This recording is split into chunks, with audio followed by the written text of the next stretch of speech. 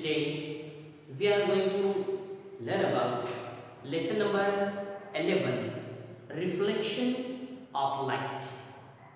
The objective of the lesson are mirrors and types of mirrors, spherical mirrors and images formed by them, magnification due to spherical mirrors. Dear children, we know very well about light. What is light? What is meant by a reflection of light? Which are the different types of reflection?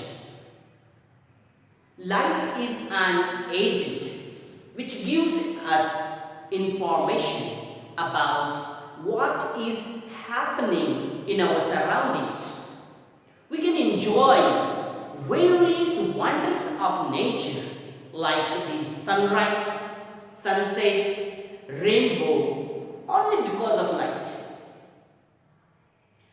It is only because of light that we can see the green vegetation, colorful flowers, deep blue skies in the day, stars shining in the dark night, a beautiful world around us. We can see the man-made objects in our surroundings as well. Light is actually electromagnetic radiation which causes the sensation of vision. Light reflects directly from various surfaces around us. Let's begin with the concept of mirror and its types. The German scientist quoted the plane mirror.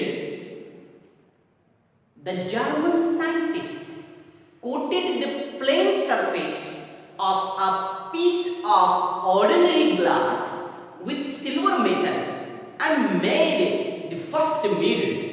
Such a mirror is called a silvered glass mirror. We need polished surfaces for reflecting light. This is because polished surfaces absorb less light and give maximum light.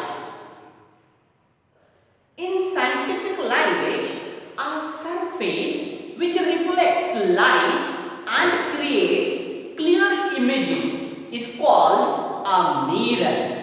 Mirror is a reflecting surface. We use various types of mirrors in our daily life. Mirrors are of two types, plane mirror and spherical mirror. Let's begin with plane mirror. Plane mirrors are used in various activities. A mirror is made by coating the back surface of a flat and smooth glass piece with a thin reflecting film of aluminium or silver. To protect this reflecting film and to make that side opaque, another coat of a substance like lead oxide is given over it. We see a clear image of ourselves when we stand in front of a mirror in our house. To understand how an image is formed in a mirror, let's first consider an image formed by a point source. Light rays travel in all directions from such a source. Several of the rays fall on the mirror, get reflected and reach our eyes. Due to reflection, they appear to be coming from a point behind the mirror. That point is nothing but the image of point source. In this figure, light rays falling perpendicularly on the mirror are reflected back in the perpendicular direction. In this figure, a point source O in front of the plane mirror M1 and M2. Incident rays OR1 and OR2 get reflected according to the laws of reflection along path R1 S1 and R2 S2 respectively. When these reflected rays are extended behind the mirror, they meet at O1. When seen from E, the rays appear to be coming from O1. Other rays starting from O also get reflected and appear to be coming from O1. Point O1 is the image of point O. The reflected rays do not actually meet. Such an image is called a virtual image. The perpendicular distance of the image from the mirror is equal to the perpendicular distance of the source from the mirror. If we use an extended source instead of a point source, image is formed of every point of the source, thereby forming an extended image of the whole source. As shown in the figure, extended source PQ is kept in front of the mirror M1, M2. The images of P and Q are formed at P1 and Q1 respectively. Images of all points between P and Q are formed between P1 and Q1, resulting in the image P1 Q1 of the entire extended source. Image formed by a plane mirror is of the same size as the source. The image of a word appears laterally inverted in the mirror. The image of every point on the word is formed behind the mirror at the same distance from the mirror as the point itself. This is called lateral inversion. Let's try this. Place two plane mirrors at an angle of 90 degrees to each other.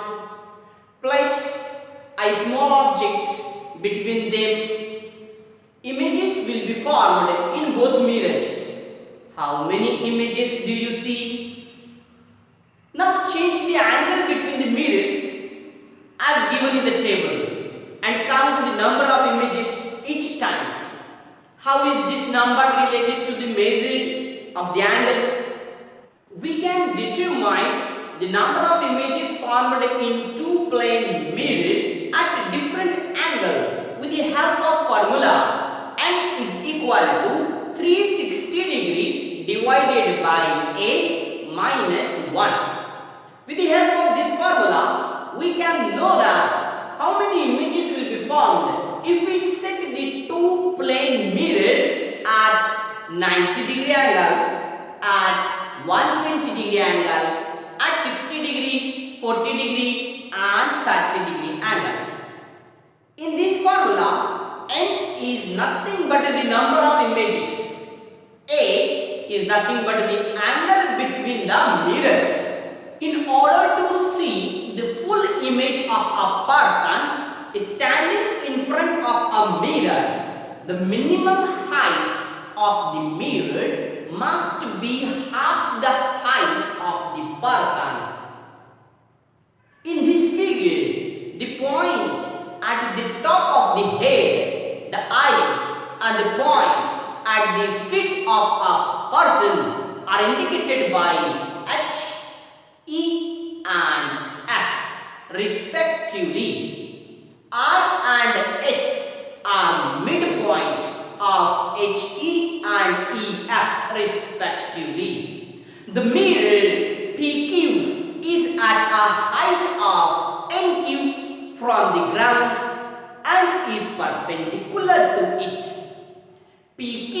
is the minimum height of the mirror in order to obtain the full image of the person. For this, RP and QS must be perpendicular to the mirror. Find out why by standing the figure. Minimum height of the mirror PQ is equal to RS. That's why RE plus ES. RS is nothing but RE plus ES is equal to HE divided by 2 plus EF divided by 2 is equal to HF divided by 2. Nothing but the half of the person's height. Let's begin with the spherical mirrors. You must have seen the mirrors displayed in the laughing chamber in the fair. Your face appears distorted in these mirrors. Why does this happen? These mirrors are different from the mirrors we have at home. They are curved. The images formed by curved mirrors are different from those formed by plain mirrors. Because of this, we do not see the familiar images in these mirrors. The rear view mirrors in cars, which enable drivers to see the vehicles coming from behind, are curved mirrors. If we cut a rubber ball into two parts as shown in the figure, we can see that each of the two parts has two types of surfaces. Generally, spherical mirrors are parts of a hollow glass sphere like the part B in the figure. The inner or outer surface of this part is coated with a shiny substance to produce a spherical mirror. Reflection of light takes place either from its outer or inner surface. There are two types of spherical mirrors: concave mirror and convex mirror. Concave mirror is defined as if the inner surface of the spherical mirror is the reflecting surface, then it is called a concave mirror. Convex mirror is defined as if the outer surface of the spherical mirror is the reflecting surface, then it is called a convex mirror.